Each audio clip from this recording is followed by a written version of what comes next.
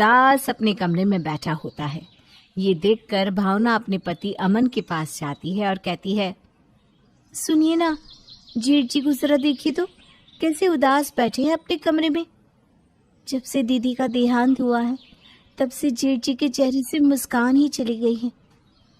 हाँ भैया के तो मुझे भी टेंशन होती है, ना वो किसी से कुछ बोलते हैं ना बाहर खाने के लिए आते हैं, बिल्कुल चुप से हो गए।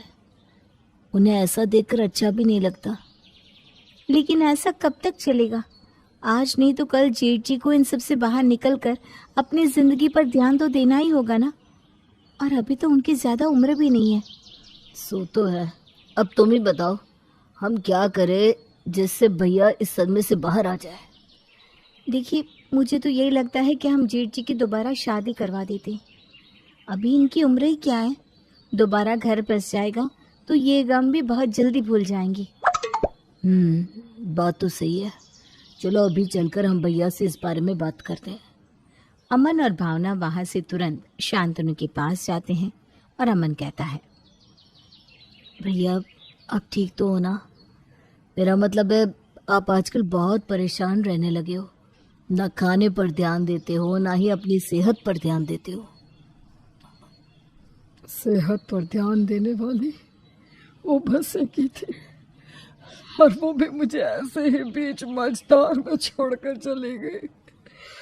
मुझे कुछ समझ में ही नहीं आ रहा, अब मैं उसके बिना अपनी आगे की जिंदगी कैसे बिताऊंगा। सब कुछ बेकार सा गया है। जेठ जी, मैं आपका दुख समझ रही हूँ। इस समय आप बहुत ही कठिन दौर से गुजर रहे हैं। आपके साथ जो भी हो रहा है ये देखकर हमें भी अच्छा नहीं लग रहा। अच्छा तो किसी को नहीं लगता, लेकिन दुख तो मेरा है ना, और अब जिंदगी भर मैं इसे सर पर लेकर चलूंगा ना। नहीं भैया, ऐसा नहीं है। देखिए, हम आपके लिए जिंदा हैं और हमारी बात मानिए तो आप दूसरी शादी कर लीजिए। आपकी उम्र थोड़ी ना कम हुई है जो आप दूसरी शादी नहीं कर सकते हो। और जब दूसरी पत्नी आएगी ना तो धीरे धीरे आप इस गम से भी उभर जाओगे।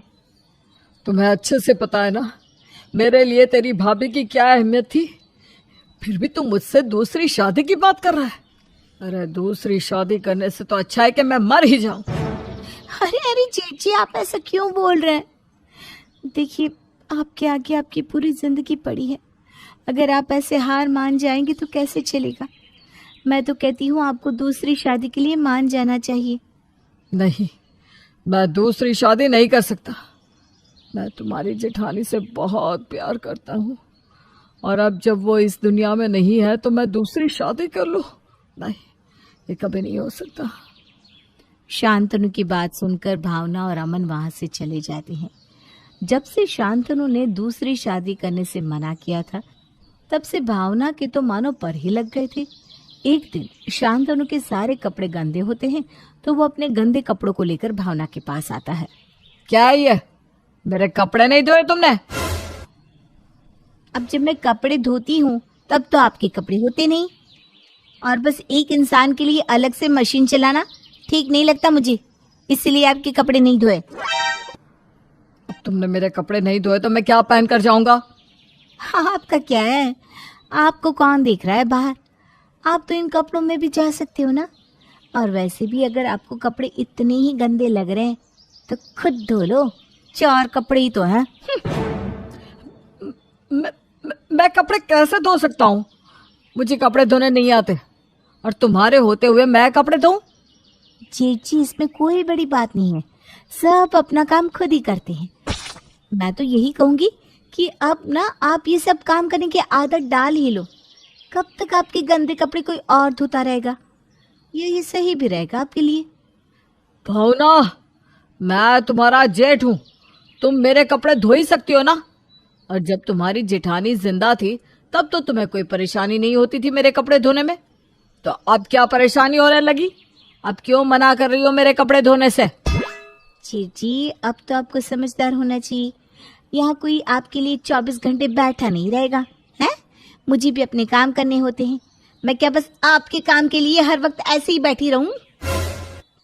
सब ऐसे ही चलता रहता है।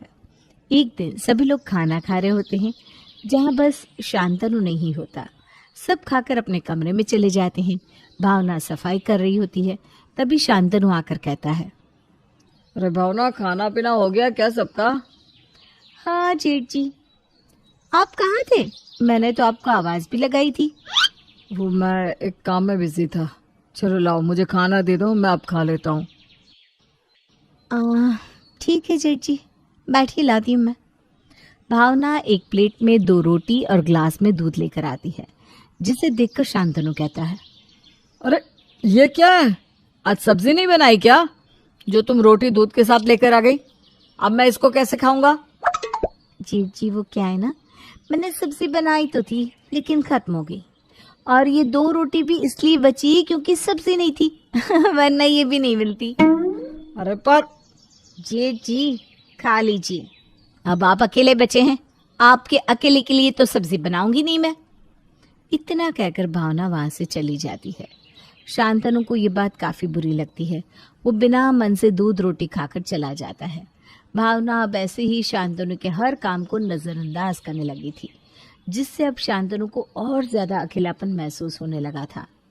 ऐसी ही एक सुबह शांतनु ऑफिस जाने के लिए तैयार हो रहा था, जहां वो अपने कपड़े देखकर गुस्से में अपनी माँ को आवाज लगाता है, माँ, माँ कहाँ हो, जल्दी इधर आओ। अरे क्या हो गया बेटा, क्यों सुबह सुबह चिल्ला रहा है? माँ, मुझे ऑफिस जाना होता है रोज, ये आपको पता है ना? हाँ हाँ मुझे पता है, लेकिन हुआ क्या बेटा? जब पता है तो मेरे एक भी कपड़े इस्त्री क्यों नहीं करवाए? अब मैं ऑफिस क्या पहन कर जाऊंगा? बेटा, जब से छोटी आई है ना, तब से मैं घर के काम कम ही करती हूँ। जरूर ना छोटी बहू से भूल हो गई होगी। रुक, मैं अभी बुलाती हूँ। भावना बहू, जरा यहाँ तो आना। अपनी सास की आवाज सुनकर भावना जेठ के कमरे में जाती है। बहू, इस तरह के कपड़े तो नहीं निकाले थे ना? हाँ माँ जी, मैंने ही दिए थे, क्यों, क्या हुआ? जरा बताओगी कि जब तुमने सबके कपड़े इस्त्री के लिए दिए तो मेरे ही क्यों छोड़ दिए? जीठ जी, वो ना मुझे बिल्कुल ध्यान ही नहीं रहा कि आपके भी कपड़े होंगे। और अब मैं क्या पहन कर जाऊं अपने ऑफिस? जीठ जी, तक क्या सोच रहे हो, पहन लो ना, ऐसी एक दिन की तो बात है, वैसे भी आपको देखेगा कौन वहाँ। हाँ बेटा, अब इतनी सुबह हम कर भी क्या सकते हैं। तू अभी यही पहन ले, कल से सब सही हो जाएगा। हाँ बेटा। हाँ जेठ जी, अब तो माँ जी ने भी बोल दिया है, पहन लीजिए। क्या माँ, अब भी ये सब आप नहीं समझोगे?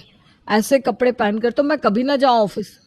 लोग भी सोचेंगे कि इतना बड़ा आदमी होकर भी कपड़े बिना इस्त्री के पहन रखे हैं।